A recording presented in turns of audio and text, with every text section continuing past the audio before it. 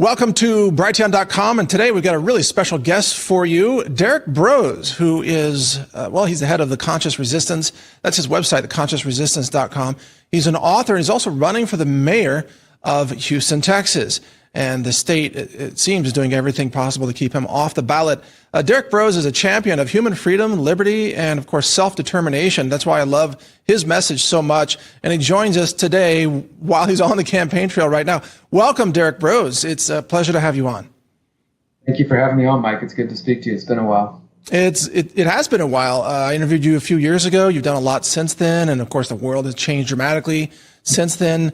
I would say that even more than ever before, your message is critical for the future of humanity. Can you kind of summarize what it is that you stand for and advocate?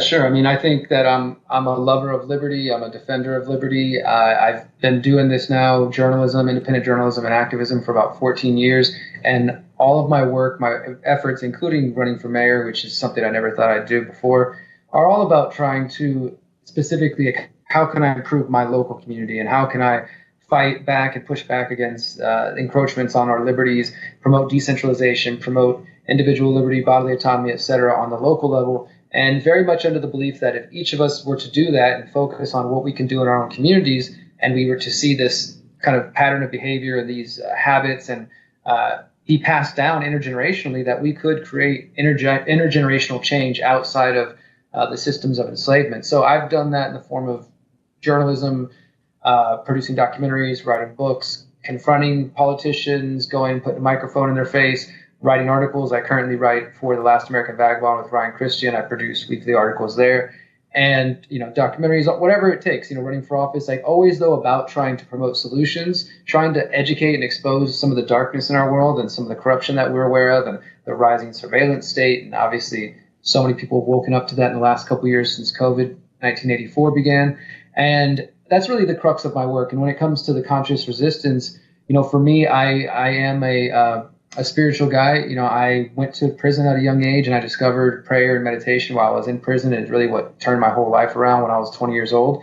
So I had that sort of awakening before I ever started questioning politics and conspiracies and things of this sort. So I kind of came into the liberty movement in 2010 after discovering Ron Paul, reading Ron Paul's book, watching some Alex Jones documentaries, discovering your work early on, and already had a kind of spiritual curiosity and kind of awareness there, just those things, was on that journey. And so when I started to get into activism and eventually journalism, and I launched The Conscious Resistance in 2013, for me, it was very much about trying to bring those two things together. Like I wanted a place where I could do serious investigative reports and documentaries, as well as talks on the benefits of prayer or meditation or exploring, mental health, or just whatever things were interesting to me. But really, the conscious resistance, I like to tell people that it's the understanding, the reflection that the struggle for a more free and ethical and just world that I think many of us are after, that it's not only going to come from confronting the physical institutions of power, be that governments, corporations,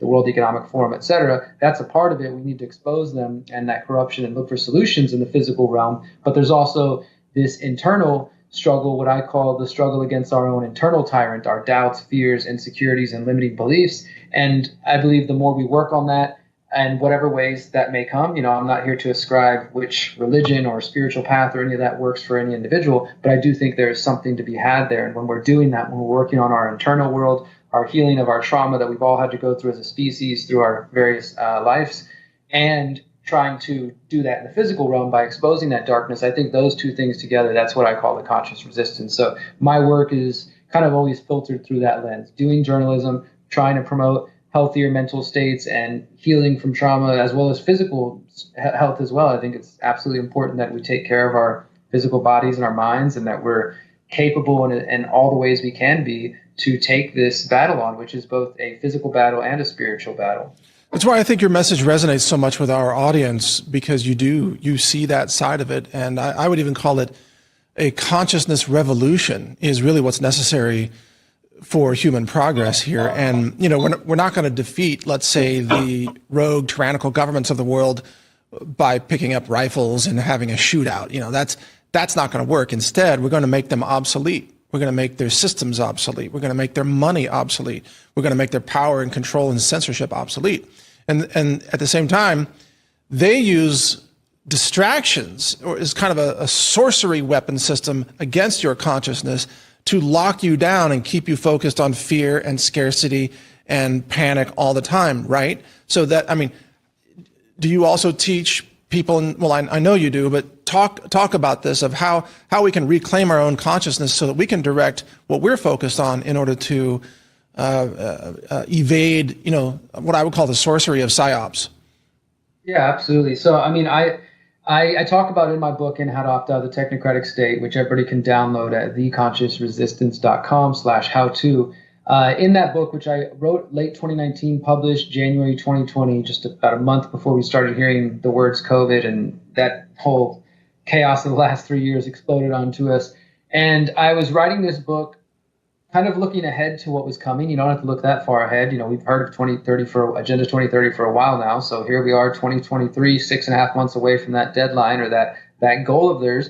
And I was looking at the future in 2019 and just sort of imagining, how is a person like myself, and I would say you, Mike, and probably most people in this audience who care about privacy, who care about liberty, who don't want to fund surveillance and fund war and fund violence of the state, by paying taxes, but do want to be a part of the community and do want to contribute in good, positive ways. How do people like that stay free and maintain privacy in the world that we see is quickly and rapidly approaching us, right? And so I started to try to look at the landscape, and I really encourage people to take what I call a holistic self-assessment, which is also a title of one of my other books you can find on the website, but really is just basically saying, we understand there's a problem coming up in 2030, and they've got this great reset, and you'll own nothing to be happy. So many people can recite the problems, but how many of us are spending time working on those solutions?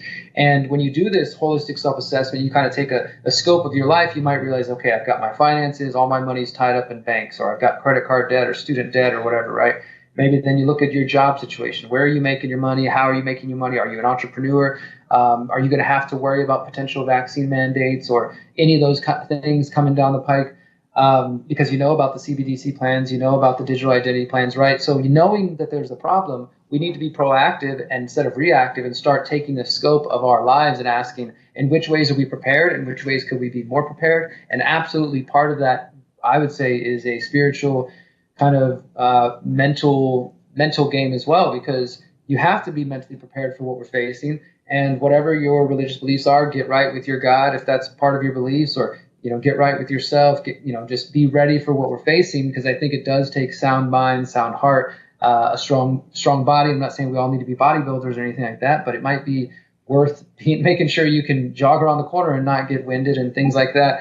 And really, just for me, it's about preparedness, not in the sense of preparing for doomsday or kind of living in fear. This is really what I call in the book exit and build. And I know you've talked to John about this, John Bush, but the idea of exiting from these slavery systems, essentially, and whether you're talking about digital system, the economic system, the CBDCs, that's a slavery system, the digital IDs, and all that entails, that's a slavery system. Being completely dependent on their mainstream food production and distribution system, that's a slavery system, because that's where you're going to get your vaccine meats and your injections and all that fun stuff. So the more dependent we are on these systems, and I would even include mainstream religion and New Age and kind of false dogmas of various types under these slavery systems. So I guess for me, it's like the more self-aware we are, which comes with this consciousness revolution, as you put it, Mike, the more self-aware we are, the more in tune we can be. We can really decipher BS when it's coming our way. We can use our critical thinking. We can see what's coming instead of just being frozen in apathy or fear and essentially failing the coming generations. Because if you see what's going on and choose not to act, I mean, I don't know if that's cowardice or just whatever it is, but if we know what's coming and we choose not to act, we're selling out the future generations, and we're failing our ancestors who worked so hard to get us to where we are now. So we have to be proactive and start looking at our lives in this way and seeing, okay, which ways do I need to kind of harden myself a little more? I don't got any gold or silver or crypto or Bitcoin or whatever. I'm not very aware in that area. I'm totally dependent on the banking system, and I got credit card debt. Then start working on those things. Start taking steps now before it's too late. And it becomes even more difficult to kind of unplug from those systems. So I would include a spiritual perspective in all that as well. Well, I'm glad you mentioned CBDCs and crypto. I wanted to ask you in that area. As you know, on this show, we are advocates of taking self-custody of your assets. And, we talk about gold and silver and crypto as probably the three best means in which to do that. I know you're an advocate of privacy cryptos like Monero, for example.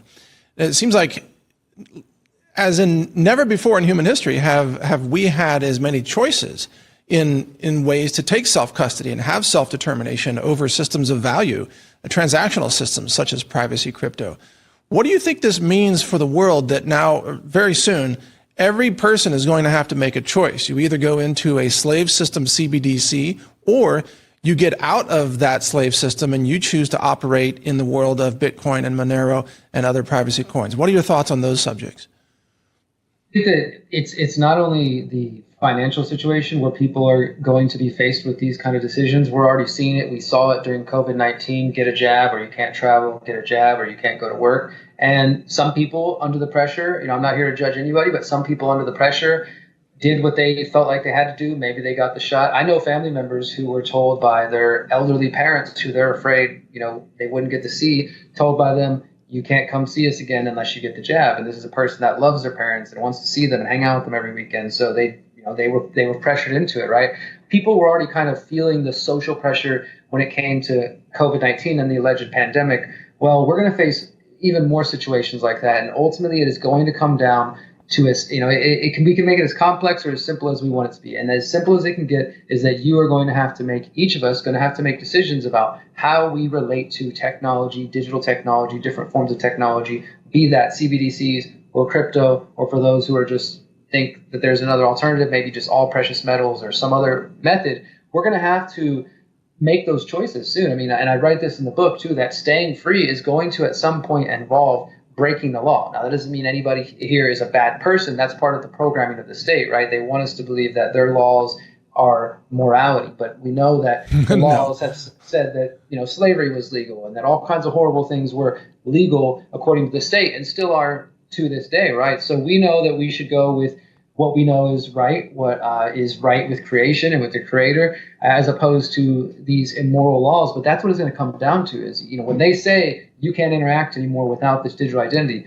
or your workplace announces starting in 30 days, all of your money will be, transitioning to sending you, instead of checks or instead of direct deposit to your bank, it's going to direct deposit into these new digital wallets that you all have to use. It's going to come in so many different ways, and each of us will have to make those decisions. So I also encourage people to start thinking about what are those red lines in the sand for you? What are those things that you're unwilling to accept? I'm back here in Houston right now where I'm born and raised. I have family here, but I also bought land in Mexico during the COVID-19 84 era. I left Texas in March 2020 because I'd always had a red line in my mind that if the government of the U.S. started talking about restricting interstate travel, that was just something that signaled in my mind that we're heading in a very bad direction. And sure enough, when COVID started, Donald Trump and the government was, discussing what moves are they going to make, right? And then, obviously then Biden came in.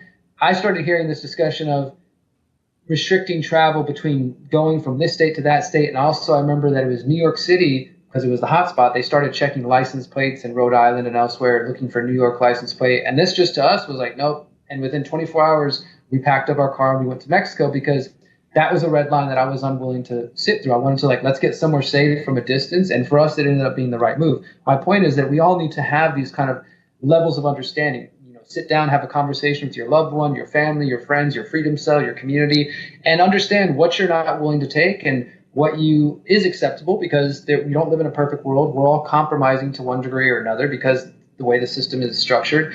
But we have to understand what we're not willing to accept. Otherwise, we're just going to keep getting run over. And before you know it, you'll have digital IDs, CBDCs, and you'll be locked in the technocratic grid with no way out. Yeah, with food rationing cards and biometrics at the grocery store.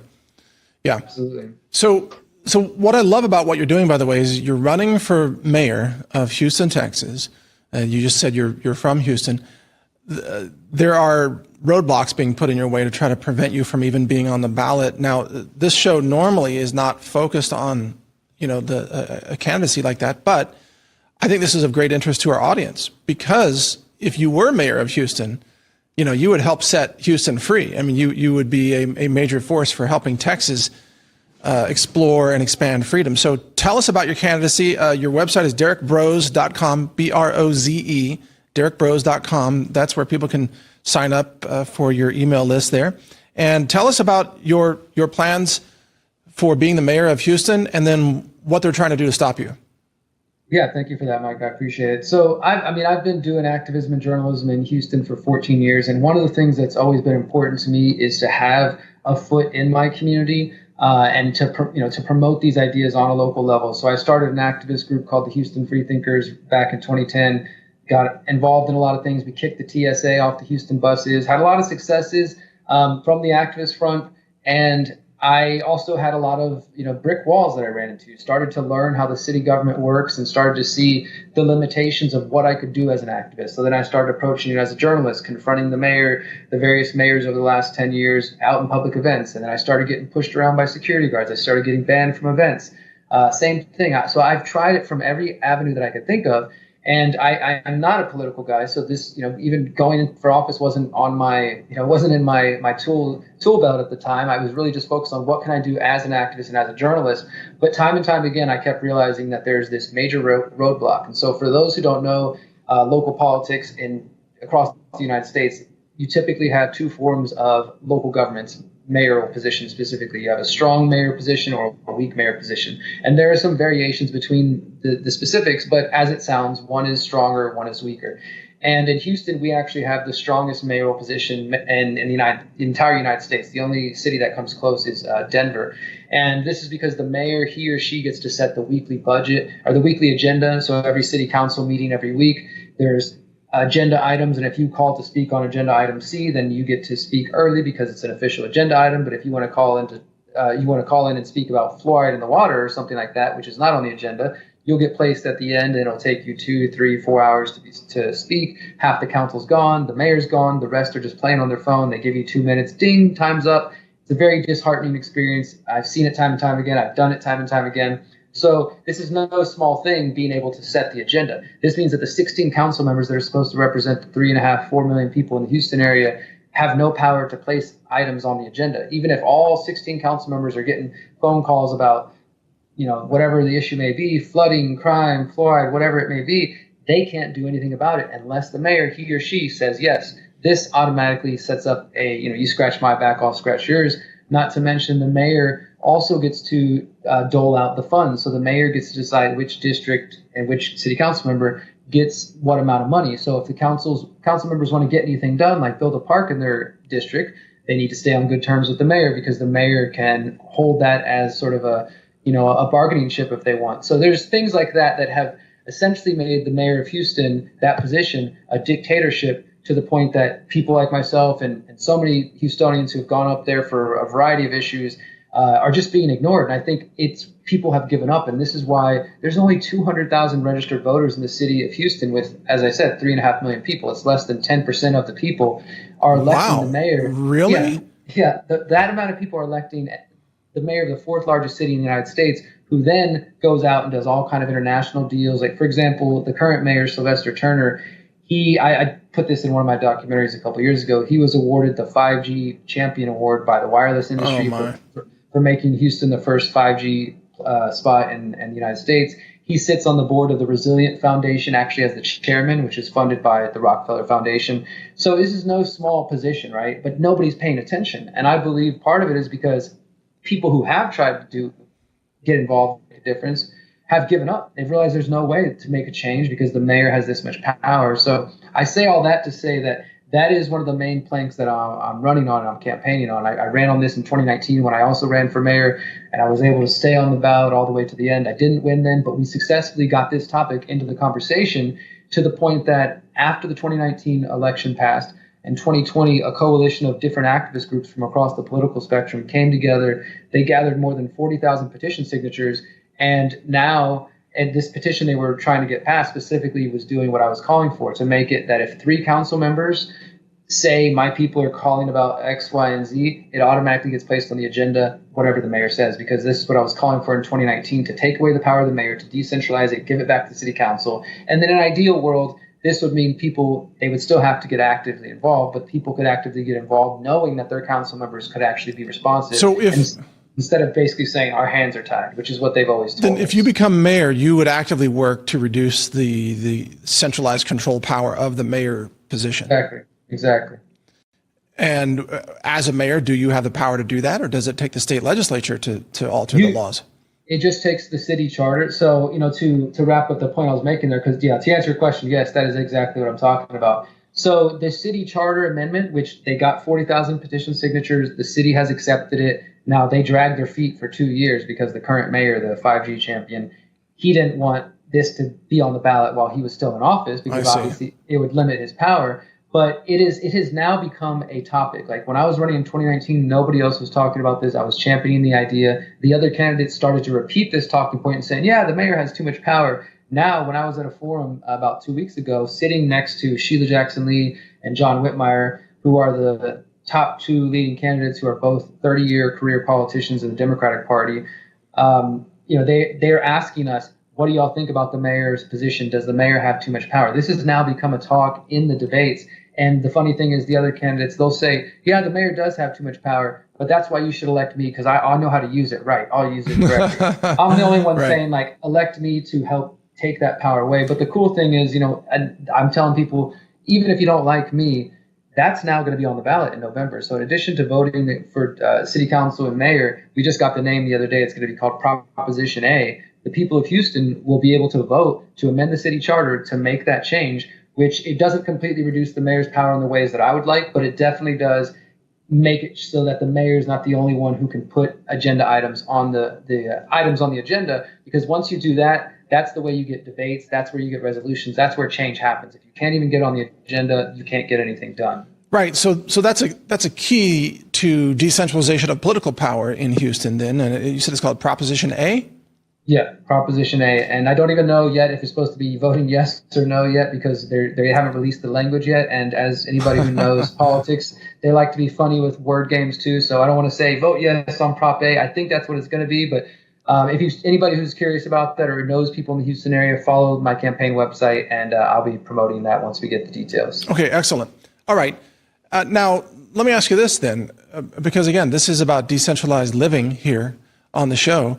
As mayor of Houston, should you win the position, what would you encourage the people of Houston to do in terms of living more decentralized lives? For example, would you encourage community gardening, or maybe a citywide ordinance that means everybody can grow a garden in their front yard no matter what the HOA says, things like that?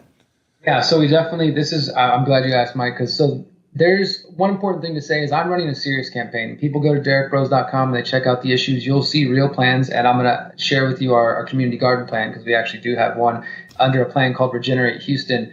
And if you're gonna run for something like this, you can go about this two ways that I've seen. You can be the joke candidate, boot on the hat, vermin supreme, whatever kind of crazy character. I don't know what that proves. That's not the way I'm going about it. You won't be taken seriously. You won't be invited to debates and forums. You won't be invited to TV interviews. I'm going to the local NBC station tomorrow morning to film an interview as well. Playing this game gives you access if you use it right. So I'm running a real campaign with real ideas and real vision. The biggest problems people are saying in Houston are crime. What are you going to do about reducing crime? What are you going to do about flooding? What are you going to do about the environmental issues? I do care about the environment, although I'm not buying into climate change propaganda. I know there's a way for me to speak to that crowd by talking about the environment and community gardens and homesteading, things that appeal to a broad amount of people. And I might not even be speaking in their language per se, but I'm saying some things that do appeal to them. So under our Regenerate Houston plan, we're focusing on 3 specific areas. As I mentioned, flooding is a big problem in Houston. There's a lot of reasons for that. One of it is because they've never stopped building, so the developers don't care. The real estate developers in the city, they're getting a lot of money from this, and so they keep building. They keep putting more concrete down over the prairie lands, over the grasslands. So that's going to lead to more flooding. So I don't necessarily want to come in and say, stop all the building, but if you're going to keep building, then we need to make sure there's more green space as well. You need to try to replenish and replace what's being taken away. So we have a vision we've already identified a number of empty and abandoned lots that are around the city of Houston. There's some parts of the city that, they just turn into dumping grounds, or maybe people end up doing drugs in these spaces. They're abandoned lots, and many of them are owned by the city. And the city's probably waiting to get a good chunk of money for them. But we have this idea of identifying those lots in different neighborhoods around Houston.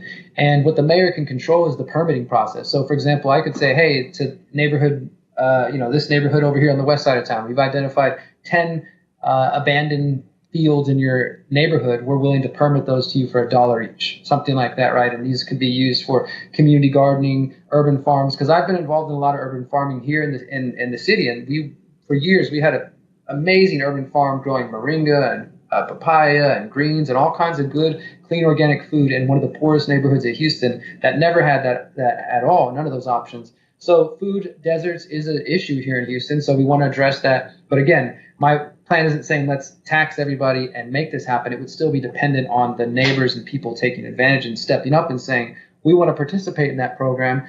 And, we also, talking about water quality under this environmental plan, we want to get rid of the fluoride contract in Houston, which is costing $1 million a year for taxpayers. You know all about the problems of fluoride. So the idea would be abandoning that contract, just ending that contract. And then we had an idea, because again, I don't want to speak for the people. I would like it in an ideal world to say, okay, here's $1 million a year being used on fluoride. We're going to end that. Let's let the people of Houston decide. Do you want a $5 check in the mail? Because we'll send out whatever that breaks out to everybody. Or let's take that $1 million that's already being used and repurpose that under the Regenerate Houston plan and create non-GMO seed distribution programs to those neighborhoods that are coming into our community gardening program and our urban farming program.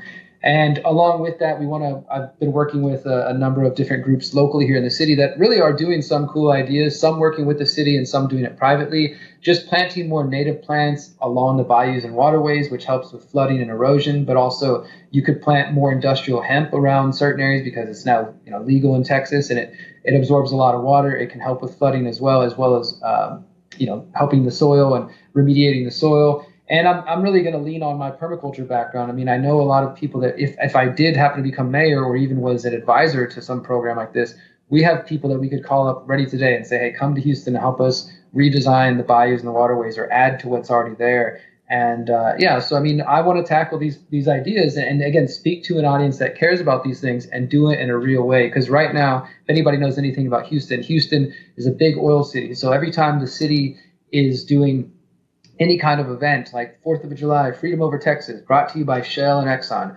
which goes back to Rockefeller money and same old people we've been dealing with forever. And to me, this is just part of that faux greenwashing movement. Like they present themselves like they're fighting climate change and the city goes along with it, but then real solutions that are available are just completely ignored or discouraged. Yeah, exactly. It's an interesting, delicate balance too, because the oil industry does run a lot of what's going on in Houston, a lot of influence. But at the same time, as you said, the climate change agenda or narrative is rooted in a lot of falsehoods.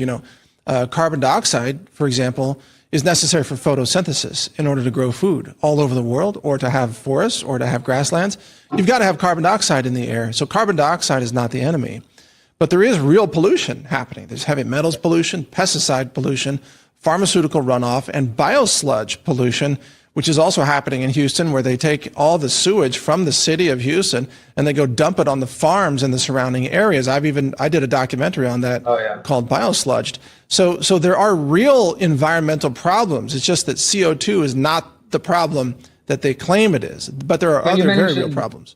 You mentioned pesticides. I mean, there's no reason that I don't even think it would take a legal effort, but there's no reason a mayor couldn't come in and just change policy to say, hey, we're no longer using pesticides on all city lands and things like that. Because again, the current mayor during COVID, he didn't have much legal power because the state stepped in, as you know, and sort of Abbott did some job, limiting the state a little bit. Obviously, he pushed a mask order. But on the local level in Houston, this current mayor, as he called it, necessary civil disobedience to push back against the state, preventing us from fighting COVID. So he mandated the shots for all City of Houston employees. Oh my! Which when I thought about that first, it was like, okay, people who work at City Hall. But when you really think about city employees, that's people who work at the airports, people who are construction workers, City of Houston employees. So people all over the city, thousands of employees. There's no record keeping of if anybody was injured or if anybody quit or fired. But my point is, in that case, he exercised the little bit of power he could. And in that same way, I would like to do some things. But most of my goal is to,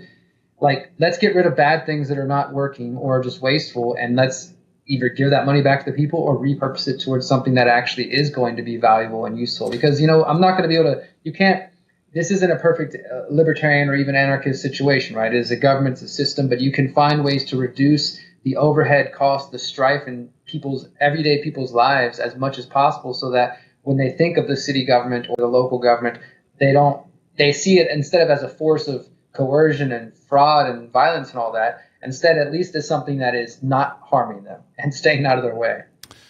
Well, right. But that's a big leap to get to that, because so many people are tied into local government and the pension programs that they've, earned up over time. And by the way, I don't know what the city of Houston's financial situation is. I would imagine it's strained, but, mandating vaccines, which we now know are killing 1 in 1,000 people who took them. I'm talking about the COVID vaccines, the mRNA jabs, and that's VAERS data. That's U.S. government federal funded data right there. We know that eases the financial entitlement burden of a city like Houston. So the easiest way for them not to pay out pension and benefit and healthcare claims is to kill off the people who are approaching retirement age. So think about that. A vaccine mandate is actually a money-saving proposition in the city of Houston and other cities across America, and even at the federal level. No, it's not. You're right. And as far as Houston goes, I mean, they just said within the last week that Houston is the city's top financial officer is warning that Houston's going to be upside down by 2025 if something doesn't happen in the next year. So, it's a realistic situation, as far as them having budgets and having money that none of us as individuals would ever be able to just continue to go in debt and keep asking for more money. Houston now having the biggest budget they've ever passed just this past year, over $1 billion for the first time. It's pretty crazy. So people see money going out, they see things happening at City Hall, but most average people don't feel like they're being heard. And this is why I think that me and my team, we really see a potential path to victory, because at the moment, the 5 main candidates of the 12 people who are running at the moment are all tied to the Democratic Party, including, as I mentioned, Sheila Jackson Lee, who's a longtime congresswoman from the Houston area, and John Whitmire, who's a Texas state senator. Both are Democrats, and they're trying to appeal to Houston's, leftist base, but also trying to play a little conservative where it matters to get enough conservative vote. But nobody's really buying it. I think people are just sick of it. So we're going out speaking to Democrat groups. I'm going to speak to a Republican group tonight. We had a brunch with a Libertarian group last week, and we're speaking with people who might identify as progressives that actually care about privacy and surveillance, and they like what I have to say on those issues. We're really reaching a broad base of people who I think are sick of the same old. And really, it's interesting when you see, if we're coming up to say, hey, I'm running for mayor, or if one of my team's going to pass out some information, the reaction we get when people hear that, okay, great, some candidate, they maybe get a little eye roll. But then when they hear he's an activist and a journalist, not a politician, people's entire demeanor switches, and all of a sudden they're willing to listen, because people are sick of these career politicians. And so we actually, in the last 2 weeks, I don't think we've mentioned this, I showed up in the most recent poll at 7% among likely voters. There's still 22% of the city of polled people, and it was a small poll, but if we extrapolate, 22% of the city is still undecided. And yes, those top 2 candidates are getting the higher percentage they claim. But for us to be polling at 7%, they're raising tens of millions of dollars. We've raised about $12,000. They're spending way more for every potential vote than we are, and we're making it stretch and last. And we have a real movement behind us. And I just received the endorsement of the Harris County Libertarian Party this past week, and some other groups. We got some support from Texas Latino Conservatives. And it's really exciting. But as you mentioned earlier, and I don't think we've touched on it yet, but they are attempting to find ways to keep me from being on the ballot for these final 2.5 months of the race. Oh, I'm sure they are. Perhaps we'll get to that. But I want to ask you about a particular topic of decentralized power, and that's self-defense. Because, of course, police are often deliberately underfunded, and Houston has a violence problem, as you know. And can you guys show camera 1? This is this is a Glock 43X that I actually carry right here, and this is a really awesome handgun. Carries 15 rounds, really nice. And of course, this being Texas, we all carry. Most of us carry, and it's not that we're anti-police. We're not. We are pro law enforcement in a sense. We know that we need policing of communities. We've got to stop the violent criminals in some way, but it should be a team effort, in my opinion. Yes, there are police, but then you are your own first responder as well. That's the ultimate decentralization, is 15 rounds of 9mm in your hand. So what are your thoughts on firearms, concealed carry, and the city of Houston? I mean, I totally support the Second Amendment, obviously, and have no desire to limit that. And then I think also if you go to some of the neighborhoods that do have incidents of crime, like the recent stats have shown that crime is going down in Houston, but still, I mean, it's coming down from historic highs, so that might not be saying much depending on where you live. But the crimes that are happening, though, it's mainly we're seeing home break-ins, vehicle break-ins. Obviously, their murders do happen and things like that. And people in some of these neighborhoods, they would say they want the right to arm themselves, just as you or I would, right? So I don't think that trying to limit anybody's ability to defend themselves would be a right move. And what I would like to see, let's say I did become mayor, would be really interesting to try to combine some of what I've done in my apolitical, even anti-political activism with freedom cells with some of the city's plans. So, for example, they have this idea, and it's never really been utilized that I've seen to a great degree, maybe small groups here and there, but they call them super neighborhoods. And so the idea is you got the city council, and then each area is broken up into these super neighborhoods, and those groups are supposed to meet and have, assign officers or whatever. They're like their own little local governing bodies that can come together and communicate the needs of the neighborhoods. And ideally, they're supposed to actually have representatives at city council, like a liaison officer. The city council should be meeting with them, but none of that actually happens.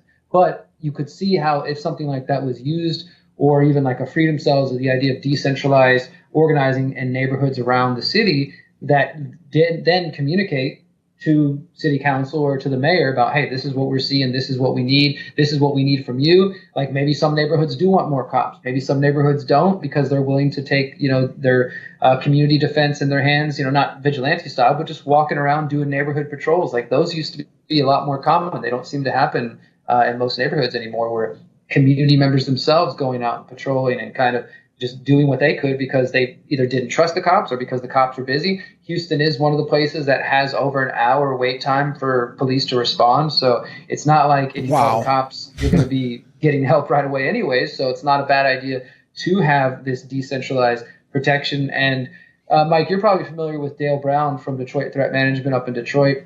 He's been doing great work over the years. He has his organization that they help victims of domestic abuse. They get hired by corporations, but they also focus on de-escalation training, and they've tried to work with any law enforcement officers when they're open to it. And I've got to go up in his dojo and train a couple times and just sort of learn about his approach and go ride along with him as he goes around the city. And there's groups like his that I'm sure would love to come down if invited by the city of Houston to come to different neighborhoods and teach some self-defense and give people some basic skills so that they're not waiting around for an hour for a cop. Because I don't think it's necessarily, at least from my perspective, about being anti-cop. I do think that the cops, like every other institution of government, should have to prove its budget. And unfortunately, in politics, and I see this just from my little stepping in here and then stepping in 2019, that no politicians on the local, state, and federal level, and I would say this even with those who are really loud, but when it comes down to it, they usually vote or support the cops. Most politicians aren't going to say anything negative or that what could be perceived as negative about the cops in terms of taking away budget from them. But for example, there's a local group right now that's speaking out a lot about surveillance, some of the same issues I've been talking about, and they've been suggesting that HPD should have to put a freeze on its budget for up to a year so that there could be an audit and a real review of it, because at that $1 billion budget that Houston just passed, 70% of it was the police. So they're getting massive amounts of money. And, it's always like, we need more money, right? And so if the things they are trying don't work, well, then they say, well, we need more money to do better. If the things they do seem to work, well, it's like, we need more money because it's working, right? Right. And so most politicians are just afraid to even say, like, hey, maybe we should talk about the budget, or maybe, and it doesn't have to be like you're anti-cop just by expecting an institution that owes, responsibility to the people to prove its budget. Let me ask you a bigger question, though. It kind of segues into that. You want to be mayor of Houston. Houston, like many American cities, is, and this is my opinion, perhaps not yours, but the very structure of the city is becoming obsolete. It's a dying structure in the sense that after COVID, everybody began working remotely. We now have commercial real estate collapsing in most cities around the country. To some extent in Houston, not as much as other places, because Texas itself is still a desirable destination. So Houston may fare, much better than other cities. But I've always said cities are artificial constructs where you have to have these inputs of food, water, fuel, electricity, and then the outputs are biosludge and pollution and landfill. Of course, there's also outputs of ideas and productivity and products, manufacturing and so on. I'm not discounting that. But the very structure of a city no longer serves the purpose or the critical need that it once did in society. A lot of things can happen without people having to be so densely populated, in close proximity. So what are your thoughts about that? As I know maybe you probably never got this question about the city, but... Well, I tend to agree with what you're saying there. I mean, I might even question whether or not the city and what we call society really ever served the purpose. Obviously it's gotten us to where we are, but there's been a lot of destruction along the way. So I definitely understand where you're coming from with that. And, I don't see myself, I love the city. Honestly, I love living in the city, but I also bought land in Mexico. The place I can is the suburbs. I love being either in the city, deep in the city, in the heart of it, involved, like where I can go to music and get involved with culture and all this stuff and try to get involved with activism, or put me far out of the city, like in the countryside. That's kind of my base. So this is really like, obviously if I was to win, I would stay here and do what is necessary. But as much as I love the city, I also know what's coming and what's right here. Smart cities. Houston was one of the first places to get 5G. The mayor has a smart city council. Like, I see what's coming. I'm trying to make my effort to give the hometown, the city that I've really grown up in, where I have family and friends that live all around the city that I love and care about, one more strong effort to say, like, what can I do to get on TV, to get on, radio and newspaper, to get on the debate stage, to inject these ideas and to talk about things like COVID and Agenda 2030 and stuff, because this is how it happens. It happens on the local level. You might hear about the UN World Economic Forum, but then it starts in your neighborhood planning commission, where they start talking about ways to limit vehicles on, certain days of the week or whatever. Like, this is where it really happens down on the local level. So for me, it's not so much that I think the cities are worth saving per se, and I do think you're right that that there's a lot of major shifts happening, and I don't see long-term freedom happening here. Like, I couldn't imagine what things were going to be like in 2019 to now, and then COVID and everything else happened. I can't even imagine what things will be like in the next election in 2027 here in Houston, but I don't think I'll be around to see it unless I happen to be mayor. But beyond that, I'm doing what I can to spread this message and spread these ideas. And I'm very much continuing on my path of building my community in Mexico and trying to encourage family and friends to get it further out of the cities as quick as they can. Wow. Yeah. I think for cities to survive, they're going to have to reinvent their core purpose. What advantages do they bring to people? And every city in America, I think, is going to be reeling from the debt collapse that's coming. And the commercial real estate collapse I already mentioned, but the debt collapse, food supply chain disruptions we're going to see famine in the cities, I believe. And of course, that's going to just be exacerbated with violence and addiction, crime, homelessness, people losing their homes and so on. If you are the mayor of Houston, you've taken on a big burden. That's for sure. I mean, the city would benefit from you, no doubt, but man, that's one heck of a job to take on. But nevertheless, we wish you the best success in your campaign, Derrick. Yeah, I appreciate it, Mike, and I appreciate you giving me some time to share about these ideas. I guess if I had any kind of closing message, it would just be, I'm not running for office to encourage anybody to believe that going within is going to save us, or the idea that, change the system within. It's kind of the exact opposite of what I personally believe. In fact, I've been trying to thread this needle very carefully to inspire and motivate people, but not necessarily to give anybody hope in this dying system. And frankly, I think it needs to die. I think it needs to collapse, because something better that we create will replace it. I am trying to reach as many people as possible. I've tried and continue to and will continue to try with documentaries, with books, with articles, with public speaking, with interviews, etc. And running for mayor of Houston is just one more avenue to do that. As I mentioned, I'll be on local TV tomorrow, airing this weekend. It opens up certain doors for me. So whatever you're out there doing, and whether it's making memes, doing podcasts, or talking to your friends and family, or putting up posters in your neighborhood, I think all of us need to consider what tools we have at our disposal and what strengths we're bringing to the table. And for me, that's my voice, that's my mind. So I'm trying to use it the best I can. I encourage you to use the tools you have at your disposal at this really crucial moment. I completely agree, Derrick, and I want to thank you for taking the time here. And you said something really critical, that the current system will die. And I think what you mean by that is, the system of fake, counterfeit fiat currency, a debt-based economy, the concentration of power in the hands of the few, the corruption, the rigging of everything. Yeah, that system actually does need to die, and it will die because it is a death-based system. Instead, what we're going to build on the other side, people like you and I and all those watching this, we're going to build a new system, folks. It's going to be a system based in human dignity. It's going to be based in decentralized food, decentralized medicine, the sanctity of human knowledge rather than the suppression of speech. So, and Derrick, I know you're going to play a big role in whatever that next system is. And so I just look forward to seeing what you do. And I appreciate your passion and your courage every single day. Thank you so much. I look forward to being on this journey with you and so many others. Okay. All right. Take care, Derrick. That was Derrick Broze, everybody. The website, of course, for his campaign is derrickbroze.com, BROZE.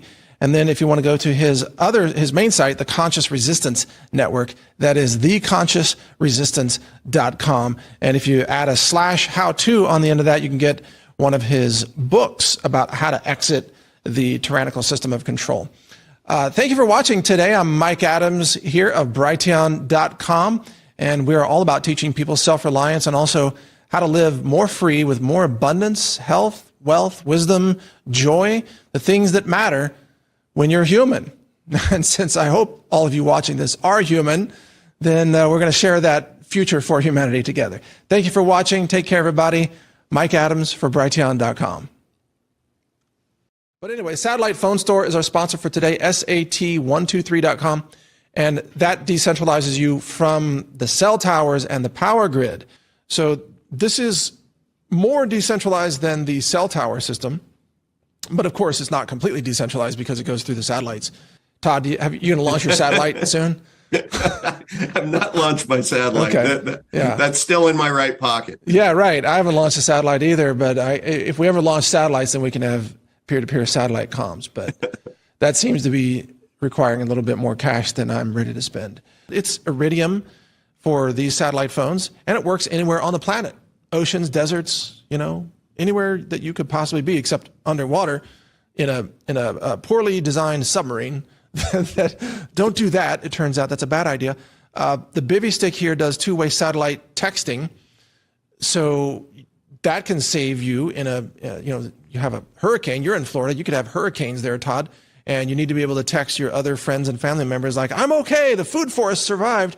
You could use the Bivy stick for that. That's right. So you can't avoid all centralization in communications, but you can get a satellite phone. Anyway, we thank our sponsor there, SAT123.com. All right, and we're happy to announce a new sponsoring partner, which is AbovePhone.com. And if you put in /DTV, then we'll get credit for that here at Decentralized TV. So it's AbovePhone.com/DTV. Above Phone is a de-Googled phone provider that has an ecosystem of applications that are fantastic. This is a way to have a mobile device. It works, of course, with Wi-Fi and Bluetooth and everything. And you can put a data SIM card in it, and so you can get your bandwidth from the cell towers if you want. And you can also buy those SIM cards from Above Phone using Monero, by the way. So you can have privacy crypto to purchase the SIM cards, so there's nothing that ties you to the phone or the data or the cell towers. How cool is that, Todd? Wow. I mean, we finally found a provider. That's amazing. That's amazing. So this is just kind of a junior varsity question here. With that phone, are you getting a new phone number, or are you porting over the number that you've always had? How does that work? Okay, so the phone is, of course, it's brand new hardware. You purchase the phone, which are Google hardware phones from the Above Phone company, which is all pro-liberty. I mean, they're all on board with everything we do. And then you have a SIM card in it, which passes data back and forth to the cell towers. But you don't have an SMS or a phone. Rather, there's an app that lets you set up a phone number, and you have calling and receiving. It functions normally, but it's using data instead of using the actual phone protocols that the cell towers use. Now, the good news why this is great is because you are not going to be wrapped up in some kind of geofencing warrant, because normally, like if you're standing around and then somebody robs a bank a block away, well, they can issue a geofencing warrant and they can say, let's go talk to everybody, let's visit everybody's home who was, within 100 feet of the bank robbery, based on your phone number and your phone checking in with the cell tower and registering as a phone. So with these de-Googled phones from Above Phone, they don't register as phones. They register as data devices, which is common for things like trackers and security cameras and what have you. So those data devices don't get swept up in the geofencing warrants. That's fascinating. Yeah. That's very cool. Right. And then in addition, there's nothing about this phone that's tied to your identity. Right. So your name, your social security number, your credit card, nothing is tied to that, especially if you paid using crypto, obviously. Privacy crypto, even better. So this is the way to be anonymous and protect your privacy while actually having a mobile phone device. Now, it runs virtually all the apps you need, but not 100% because it doesn't use the Google Play Store, obviously. It's running the Graphene OS, but a specialized version of Graphene with all these apps on top of it. I mean, I've used Graphene phones. I'm running Graphene right here. I've been doing this for years. I de-Googled a while ago. I don't know if it's been years, but it was a while ago. And I can run everything that I need to run, like Signal or weather apps or, mapping. I don't run Google Maps, obviously. Like Google has no place. Can you get crypto wallets on that phone? Absolutely. I've been running all the crypto wallets. I've been running Epic Wallet. I've been running Cake Wallet. I've been running, Beam Wallet. I've been running Monero wallets. I've been running all the crypto. Oh, that's awesome. That's Samurai even better on there if you want. Yeah. Yeah. So you don't need Google. And perfect. You should de-Google your life because Google's spying on you all the time. Right. And so are iPhones, by the way. So again, go to abovephone.com/DTV and it'll take you to this website here, abovephone.com. And you can get their hardware. You can get their SIM cards. You can even just take your existing hardware if you want and use their SIM cards. And that gives you a level of privacy. But the best way is to get their Google Pixel hardware that's been de-Googled with their SIM cards that you purchase with crypto. And then that's the whole package. Then you are truly private and you cannot be easily tracked like you can with your normal spy device. Wow. So cool stuff. And last question. Yeah. Then is there like a monthly fee that's associated with I know with my setup, I have a lot of daughters. So there's 5 of us on the plan. And so every month my wireless bill is pretty healthy. You know? Okay. Yeah. Well, so you can use the hardware without paying any monthly fees. But if you want to use the apps that have a phone number for you, there's a small monthly fee associated with that, but that's optional. You don't have to run that. Okay. The other thing is the SIM data cards you pay per gigabyte. Okay. Right. So it just depends on how much data you want to use or whether you watch videos on your phone all day through the cell towers. But just switch over to Wi-Fi when you're home and you're just using your Wi-Fi, so you're not being charged for that data. So it's actually a lot less expensive than using a regular phone.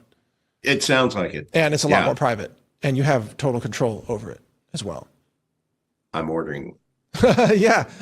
Serious. It's pretty cool.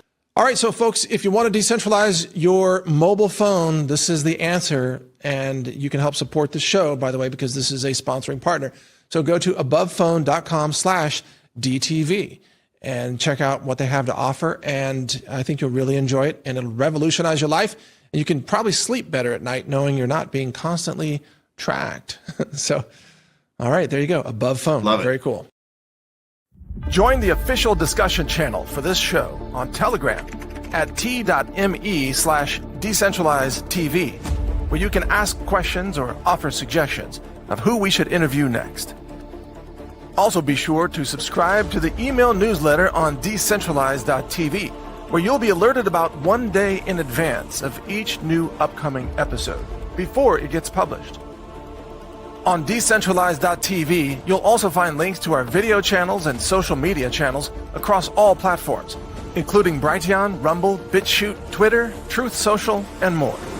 Check it all out at decentralized.tv.